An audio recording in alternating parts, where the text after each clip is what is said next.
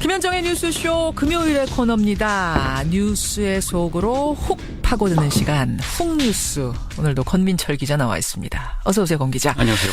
오늘 훅뉴스에서 좀 깊이 들어가 볼 이야기는 뭔가요? 오늘 또 관련 음성 준비되어 있습니다.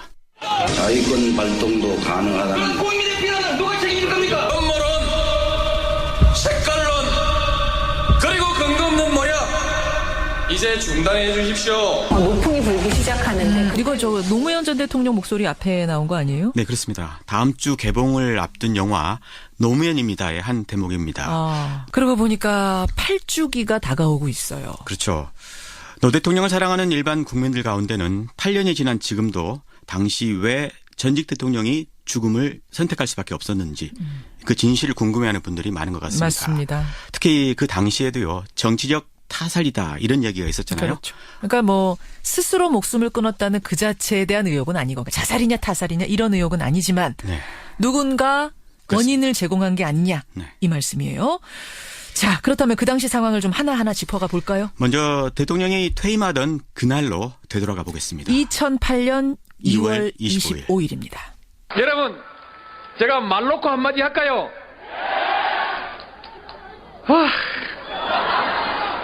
제가 오늘 딱 말 놓고 하고 싶은 얘기 한마디 하겠습니다. 야, 기분 좋다! 아, 오랜만에 듣네요. 이게 퇴임하던 날 고향에서의 음성이죠. 네, 봉하마을에 예. 도착했을 때의 상황인데요. 노 대통령은 퇴임 이후 지방으로 가겠다는 결심을 일찌감치 했었다고 합니다. 예. 지역 균형 발전을 위해서요. 또 그래서 낙향 후보지를 물색을 했는데 사전 매입 비용 때문에 결국은 고향을 선택했다고 합니다. 귀향을 하고 나서 농촌 리모델링 사업했잖아요. 뭐 그랬었죠. 친환경 농업, 동네 하천 살리기 그런 거. 네. 대통령에겐 잘 사는 농촌 만들기에 전범을 쓰겠다 이런 목표가 있었다고 합니다. 예. 이런 전직 대통령의 모습에 국민들이 열광하면서 봉하마을에 방문객들이 넘쳐나는 기현상이 생겼죠. 그렇죠. 인기 없던 현직 대통령에서 사랑받는 전직 대통령으로 변모해 가고 있었다. 저도 그때 이제 시사 프로를 진행하고 있었기 때문에 뭐 생생하게 기억이 나는데 현직 대통령보다 전직 대통령의 인기가 더 많았어요. 그렇습니다. 이명박 대통령은 취임 100일 만에요. 지지율이 25%까지 뚝 떨어졌습니다. 예. 그 무렵에 이 미국산 쇠고기 수입 문제로 전국에 촛불 시위가 번지고 있었던 그 상황이죠. 무렵입니다. 네, 그런데 이것이 비극의 씨앗이었습니다. 노 대통령과 참여정부에 대한 이명박 정권의 증오심, 적대감 이런 게 그때부터 시작이 됐다는 건데요. 노 대통령을 보좌했던 김경수 민주당 의원의 이야기입니다. 그러니까 청와대 안에는 정보 보고나 이런 걸 통해서 촛대 배후가 노무현 대통령 쪽이고 이걸 통해서 뭐 정치적으로 재기를 노리고 있다는 뭐 하여간 그런 정보까지 포함해서 그 안에서는 그게 사실인 것으로 믿고 있다. 그런 얘기를 듣고 오신 분들이 많더라고요. 그 노무현 전 대통령이 전 대통령인데 정치적으로 재기를 할 거다 이런 얘기가 막 돌았다고요? 네, 그렇습니다. 허허. 참여정부 인사들에 대한 뒷조사가 그래서 이제 그 뒤부터 이루어졌는데요. 예. 검찰을 동원해서 뒤를 캐기 시작했다는 겁니다. 참여정부 고위 인사의 이야기입니다. 나하고 좀 가까웠던 뭐 기억하는 분들 계좌 뭐 이런 거 뒤져보고 나뿐만 아니라 다들 그렇게 했어 뭐 10만 원까지도 다 뒤졌다니. 이제 중수부에서 예. 딱 오래 들었어 내가.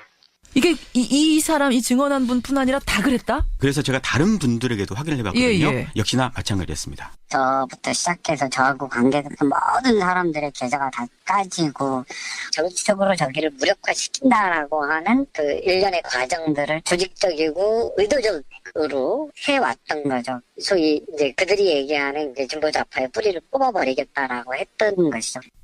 조직적이고 의도적으로 털었다. 이게 지금 두 사람 다 음성 변조를 한 거죠. 네, 이분들이 한사코 정식 인터뷰는 고사를 했는데요. 다 지난 이야기고 또 문재인 대통령 시대에 이 문제를 들춰내면 또다시 정치적으로 논란을 빚을 수 있기 때문이다. 그래서 음성을 변조해서요. 느낌만 짧게 전해드렸습니다. 그러니까 이분들 얘기를 요약하자면 이명박 정권이 정치 보복을 벌였다. 그렇습니다. 그 얘기예요. 그래서 그 무렵에 노 대통령도요. 주변 사람들이 자기 때문에 피해를 볼 수 있으니까 봉하마을로 내려오지 말아달라 이렇게 당부하기도 했다고 합니다. 그러다가 이명박 정권이 노무현 대통령을 직접 겨눴는데요. 그게 바로 국가기록물 사건입니다. 그렇죠. 뭐 생생합니다. 사실 이번 주도 박근혜 청와대의 기록물 때문에 당시 사건들이 다시 언론에 회자가 됐어요. 그렇죠. 당시 사건은 그 대통령 기록관에 이관한 디지털 자료를 노 대통령이 열람할 수 있게 편의를 봐달라 이렇게 요구를 했었는데 자서전 쓰는데 도움 받겠다 이런 거였어요. 예, 그런데 이명박 정부가 거절을 했습니다. 그렇죠. 그래서 하드웨어를 복사해 가져간 거거든요. 예. 이거는 그 노 대통령의 기록물 애착에서 비롯된 측면도 있다고 합니다. 그러니까 대통령은요. 전직 대통령의 기록물이 후대에 활용되도록 법을 만들어서 대통령 기록관을 설립하기까지 했거든요. 예. 근데 어떻게 문제를 그 당시에 삼았던 거죠? 대통령 기록물이 유출됐다 이런 식으로 몰아갔습니다. 하지만 그게 원본도 아니고요. 또 노 대통령에게 기록물 열람을 협조만 하면 될 일을 중대 위법 행위로 몰아간 겁니다. 그런데 중요한 거는 이명박 대통령도 이 복사본을 가져가는 것을 애초에는 양해를 했다고 합니다. 그래요. 그러니까 다 알고서도 마치 도둑맞았다 이런 식으로 이슈화를 한 거죠. 다시 김경수 의원의 이야기입니다. 예. 노무현 대통령이 이명박 대통령하고 전화 통화까지 했습니다. 이 내용으로. 그때 통화한 기록이 녹취록으로 다 남아 있어요. 그렇게 통화해놓고는 그 다음에 이제 언론을 통해서 또 그런 식으로 공격하고 해서 기록물이라고 하는 걸 이지원이라고 하는 걸 자신들의 정치적으로 궁지에 몰려있는 상황을 탈출하기 위한 도구로 하려고 한 거죠. 그러니까 처음부터 아예 안 된다 했으면 안 가져갔을 텐데 된다 해서 가져갔는데 나중에 돼서 도둑 맞았다. 문제 삼은 거죠. 뒤통수를 치는 식이 되니까 이게 결국은 대통령 망신 주기 하려고 그런 거 아니냐 이렇게 보는 거예요? 그렇습니다. 결국에 백기를 든 거는 노 대통령이었죠. 이 문제 때문에 비서진들이 줄줄이 검찰에 소환이 됐지만요. 예. 나중에 한 명도 기소되지가 않았습니다. 그래요. 비극의 시작은 그 다음부터인데요. 대통령과 친분이 있는 기업들에 대한 세무조사가 시작이 된 겁니다. 예. 국세청이 사실 마음먹고 기업을 털면 안 털릴 기업은 없다. 이게 참척동자도 알 일일 겁니다. 그렇죠. 대통령이 훗날 유서에 이렇게 썼는데요. 나로 말미암아서 여러 사람이 받은 고통이 너무 크다. 이렇게 썼던 게 바로 이런 걸 말하는 것이었을 겁니다. 보복성 세무조사에 나섰다. 이게 그러니까 언제쯤이죠? 2008년 7월, 그러니까 퇴임 5개월 만이었습니다. 노 대통령의 후원자로 알려진 박연차 태광실업 회장이 이 타겟이었는데요. 그렇죠. 그해 12월부터 박 회장과 노 대통령의 형 노건평 씨가 이제 구속이 되기 시작을 했습니다. 이어서 조카 사위인 연철호 씨, 또 권양숙 여사, 아들인 건호 씨까지 줄줄이 소환이 됐습니다. 예. 혐의는요. 박 회장에게 모두 640만 달러를 받았다는 것이었습니다. 바로 이 640만 달러가 이번 대선 토론회 때 홍준표 후보가 계속 얘기했던 그거잖아요. 그렇습니다. 문재인 대통령이 또 유일하게 여보세요라며 언성을 높였던 부분이기도 하죠. 그렇죠. 하지만 노 대통령 서거로 공소권 없음으로 사건이 종결이 됐습니다. 예. 아무튼 당시 검찰은요. 노 대통령 가족들 수사는 물론 친구인 정상문 청와대 총무비서관도 이 특수활동비로 비자금을 조성한 혐의로 구속을 시켰습니다. 예. 급기야 노 대통령까지 직접 소환하기에 이르렀죠. 그 소환할 때 뭐 온 나라가 난리였죠. 2009년 4월 30일이었죠. 예. 언론들이 헬기까지 띄워서 생중계를 했습니다. 하지만 당시 혐의는 딱 2개뿐이었는데 말이죠. 2개의 혐의 뭡니까? 박연차 회장이 권 여사에게 돈을 건넨 사실을 대통령이 알고 있었는지. 대통령도 알았느냐? 예, 또는 대통령이 돈을 요구했는지. 이게 하나였고요. 또 하나는 정상문 비서관이 비자금을 조성을 할 때 알고 있었는지. 그것도 알았느냐? 예, 이렇게 두 부분이었습니다. 그 우병우 당시의 중수 1과장. 네. 노 대통령한테 막말했다는 얘기도 여기에서 나오는 거죠? 그렇습니다. 당시 대통령 조사 현장에는요. 문재인 대통령과 전해철 의원이 입회를 했는데요. 예. 제가 전해철 의원에게 직접 확인해 봤습니다. 그런 일이 있었냐. 그런데 그런 일이 없었다. 이렇게 그래요? 확인해 줄 수 있다고 이야기를 하더군요. 아. 다만 이인규 중수부장은 대단히 건방졌다. 말투는 공손했지만 태도엔 오만과 거만함이 가득 묻어 있었다. 이거는 문 대통령이요 2011년에 발간한 운명이라는 책에 나온 부분입니다. 이거를 이인규 당시 중수부장한테도 확인해 보셨어요? 제가 전화를 걸어봤는데요. 한번 들어보시죠. 불편하시더라도 한 가지 여쭤볼 게 좀 있어서 전화드렸는데요. 응하지 않겠습니다. 조용히 살겠습니다. 다시 자꾸 그 옛날 얘기 하고 싶지 않습니다. 예, 들어가세요. 이렇게 대화하셨네요.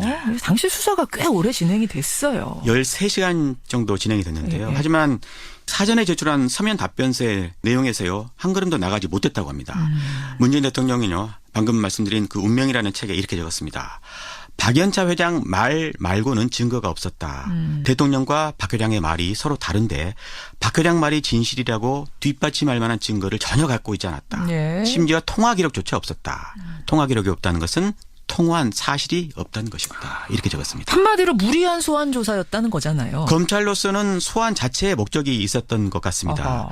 또 하나의 목적은 박연차 회장과의 대질 신문이었거든요. 예. 그래서 변호인들이 반대해서 결국에 무산이 됐지만 대질을 거절한 것을 가지고 또 기사화가 됐습니다. 돈 받은 사실 들통날까 두려워서 거절하는 거 아니냐 이런 식으로. 그런 식으로요. 검찰로서는 사실 손해볼 게 없는 장사였던 셈입니다. 검찰은 권력의 신여다 이렇게 하지 않습니까? 예. 역사적으로도 노무현 수사는 대표적인 권력의 비맞추기 수사라는 오명을 지우기 어려울 것 같습니다. 근데 검찰이 이제 가족들 문제로 대통령 가족들 문제로 대통령을 부른 게 그 전에도 있었습니까? 과거에 김영삼, 김대중 전 대통령도 아들 비리 혐의가 있었잖아요. 있었죠. 하지만 직접 부르지는 않았습니다. 노 대통령이 처음이었던 거죠. 처음이었군요. 이번에 보면은 검찰이 박근혜 대통령 소환 조사하고 나서 6일 만에 구속영장 청구했는데 그때는 어땠습니까? 소환 조사는 사건의 마지막 수순이죠. 예. 소환하면은 곧 신병 처리를 하거나 아니면 불구속 기소하거나. 하지만 이해할 수 없는 일이 벌어졌습니다. 무려 23일 동안 아무 조치도 안 하고 시간만 끌었습니다. 그 기간 동안 검찰발로 별의별 언론 보도가 나왔는데요. 예. 대표적인 게 바로 이런 보도입니다. 권양숙 여사가 노무현 전 대통령의 회갑 선물로 받은 1억 원짜리 명품 시계 2개를 논두렁에 버렸다고 노 전 대통령이 검찰에서 진술한 것으로 확인되었습니다. 단독 보도입니다. 권 여사가 자기 몰래 시계를 받아 보관하다가 봉화마을 논두렁에 버렸다고 진술한 것으로 확인됐습니다. 뭐 이것도 생생하게 기억나실 겁니다. 네, 이런 류의 보도가요. 노 대통령을 죽음으로 내몬 또 다른 원인이었다. 이런 평가가 뒤따랐죠. 그렇죠. 문재인 대통령은 운명에서요. 사법 처리까지 여의치 않으니 언론을 통한 망신 주기 압박으로 굴복을 받아내려는 것 같았다. 언론은 기꺼이 공범이 됐다. 이렇게 적었습니다. 언론이 공범이 됐다. 네, 방금 논두렁 보도요. 이거 오보입니다. 오보죠. 그 오보에 국정원이 공작을 했다. 이런 게 이제 이인규 중수부장의 발언으로 언론에 보도가 됐던 게 있었거든요. 이런 언론 행태, 특히 진보 언론 행태에 대해서 문재인 대통령은 운명에서 서운함을 내비치기도 했습니다. 말하자면은 어떻게 진보 언론들까지도 이렇게 하느냐라는 서운함? 그렇습니다. 그래요. 친노 정치인들은 이렇게 보고 있더라고요. 노 대통령이 전방위적인 이런 공격을 허용하다가는 자기 한 명 때문에 진보 진영 전체가 회복불능의 상처를 입게 될 것이라는 부담을 느꼈다. 그래서 결국 죽음으로 이 모든 걸 중단시키려고 한 것이다. 예, 참 8년이 지났지만 참으로 애석한 일입니다. 예. 오늘 노무현 전 대통령이 그 당시 죽음에까지 이르게 된 배경을 흐름으로 쭉 정리를 해봤는데 여러 가지를 생각하게 하네요. 네. 여러분은 어떤 것을 느끼셨습니까? 오늘 훅뉴스 권민철 기자 수고하셨습니다. 고맙습니다. 야, 기분 좋다! 와, 오랜만에 듣네요. 네. 이게 퇴임하던 날 고향에서의 음성이죠. 네, 봉화마을에 도착했을 때의 상황인데요. 노 대통령은 퇴임 이후 지방으로 가겠다는 결심을 일찌감치 했었다고 합니다. 지역 균형 발전을 위해서요. 또 그래서 낙향 후보지를 물색을 했는데 사전 매입 비용 때문에 결국은 고향을 선택했다고 합니다. 귀향을 하고 나서 농촌 리모델링 사업했잖아요. 뭐 그랬었죠. 친환경 농업, 동네 하천 살리기 그런 거. 네. 이건 아니고 자살이냐 타살이냐 이런 의혹은 아니지만 네. 누군가 그렇습니다. 원인을 제공한 게 아니냐 네. 이 말씀이에요. 자, 그렇다면 그 당시 상황을 좀 하나하나 짚어가 볼까요? 먼저 대통령이 퇴임하던 그날로 되돌아가 보겠습니다. 2008년 2월 25일. 25일입니다. 여러분, 제가 말 놓고 한마디 할까요?